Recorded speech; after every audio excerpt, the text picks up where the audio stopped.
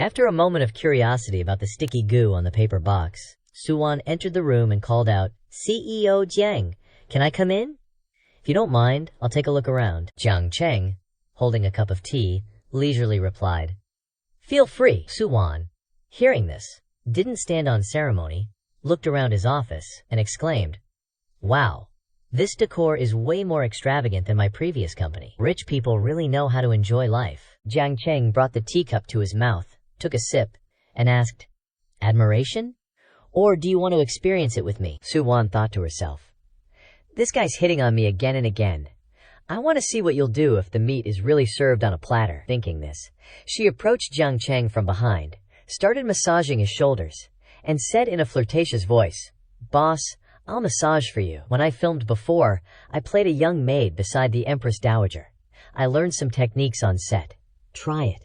Jiang Cheng smiled and replied, Massages really do have some skill. It's just that the strength is a bit weak.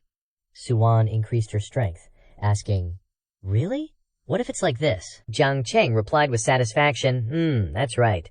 Suwan immediately got carried away, thinking, What's next? Can you handle it? Just as she thought this, snoring started coming from Jiang Cheng's direction. Suwan felt helpless. Jiang Cheng, you're so comfortable you fell asleep? Does he really think he's some sugar daddy material? At this moment, Xiao Xiao entered from outside, surprised to see this scene, and asked, Why is he sleeping? Wan, wake him up. Suwan obediently replied, Okay. Then she shook Jiang Cheng and called out, CEO Jiang, wake up, Xiao Xiao is back. He was startled awake, yawned, and said, I actually fell asleep. Xiao Xiao put on a displeased expression and said, CEO Jiang, it's not break time yet. It's not easy for you to come to the company. There are many things to discuss with you. Suwan, seeing this, spoke up.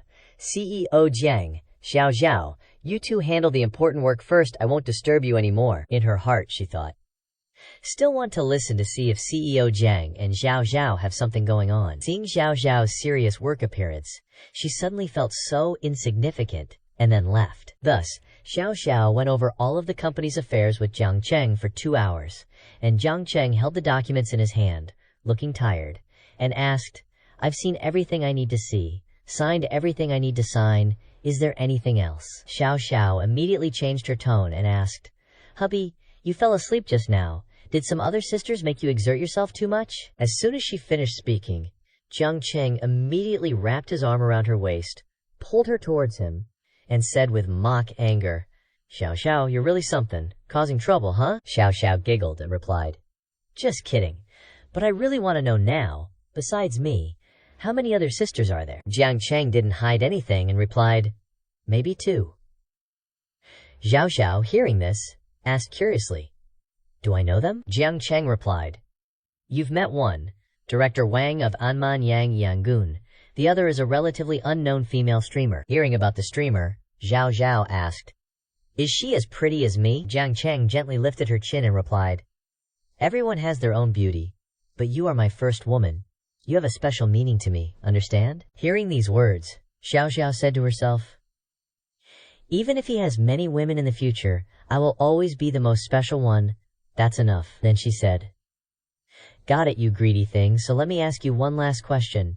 Can you handle the 3 of us? Jiang Cheng leaned forward, forced Xiao Xiao's chin up, and asked, You mean, you want me to perform better? Hearing this, Xiao Xiao thought to herself, Although I really want to rest now, just thinking about Jiang Cheng not being by my side tonight, exploiting him first, I feel comfortable, and then suggested, How about I give you... After that, the author didn't write anything more.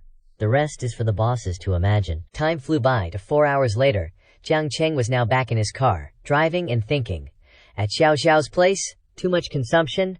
I'm a bit hungry. Thinking this, he pulled over to a street stall, lowered the window and asked, Boss, can I park here? The stall owner, grilling oysters, replied, Of course, as long as no one investigates you, you can park. Jiang Cheng, hearing this, felt relieved and stepped down to order. Boss, 20 servings of grilled kidney and raw oysters, and a cold Coca-Cola, please. The stall owner replied warmly, Okay, you go inside. I'll bring it to you when it's grilled. Seeing him arrive, 2 old uncles in the stall started gossiping. See that?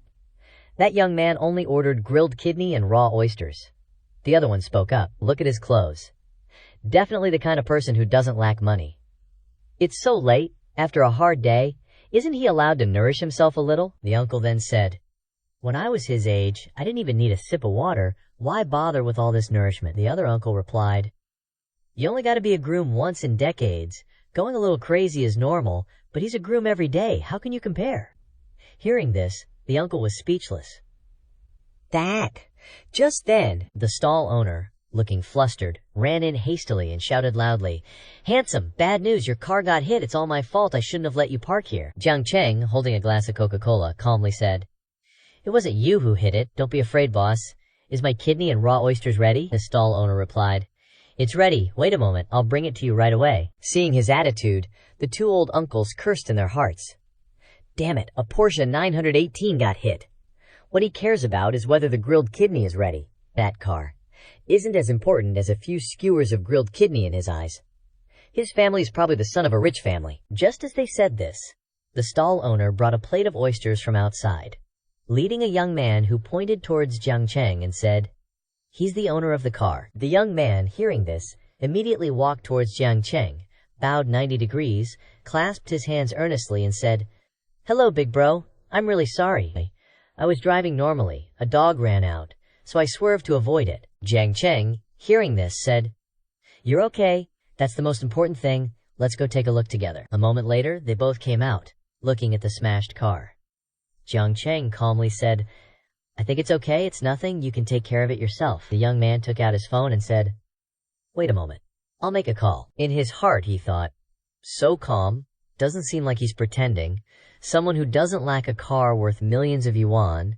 His assets must be extraordinary, and his license plate is very hard to get. After making the call, he turned to Jiang Cheng and said, sorry, brother. I've called someone to handle it. I really admire this car of yours. When will I be able to earn enough to drive one like yours? Jiang Cheng, seeing this, suggested, how about we go inside and eat something first? The young man agreed.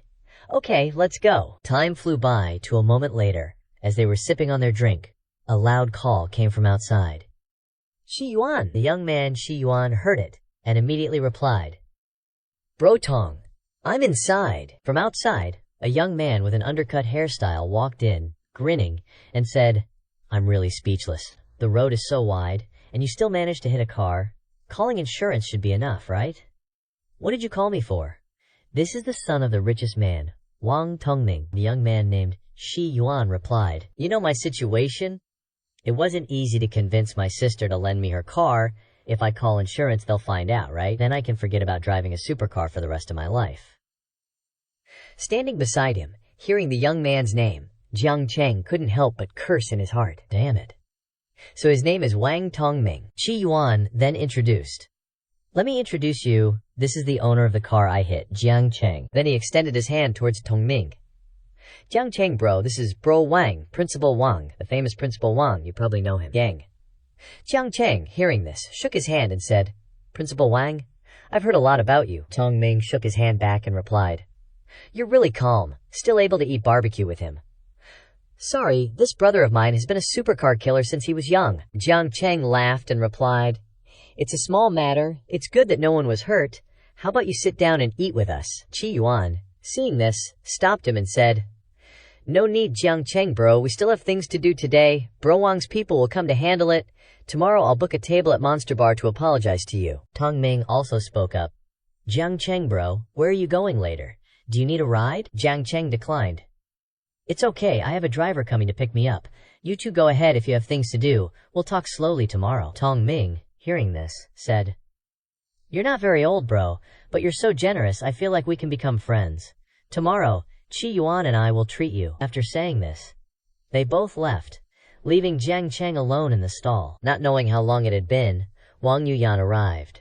She said warmly, Hello, Mr. Jiang. The car has been arranged. Seeing her arrive, Jiang Cheng asked, Why didn't you come inside? Yunyan replied, I was afraid of disturbing you while you were eating. It's okay, I haven't been here long. Just then, Jiang Cheng wrapped his arms around her from behind and asked, Director Wang, what perfume are you wearing? It smells so good. You. Yunyan replied, It's a perfume I just bought recently. It's called ISL. They say it's addictive to smell. I don't know if it's true. Jiang Cheng, hearing this, took a sniff and said, Really? So what should I do if I get addicted? Yunyan blushed and replied, That's even better. That's exactly the effect I want. Watching the romance unfold, an uncle couldn't help but exclaim, Damn! After replenishing, he's going into battle again. The other uncle poked him and said, Don't look anymore. If you keep looking, I won't be able to sleep tonight. It's so infuriating.